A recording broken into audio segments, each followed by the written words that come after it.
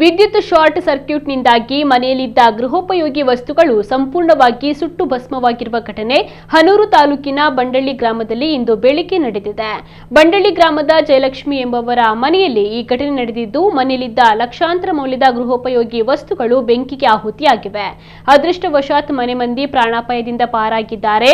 ಬೆಂಕಿ ಕಾಣಿಸಿಕೊಂಡ ತಕ್ಷಣ ಸ್ಥಳೀಯರು ಬೆಂಕಿಯನ್ನ ನಂದಿಸಲು ಪ್ರಯತ್ನಿಸಿದ್ದಾರೆ. ಆದರೆ ಮನೆ ಸಂಪೂರ್ಣವಾಗಿ ಹಾನಿಗೊಳಗಾಗಿದೆ.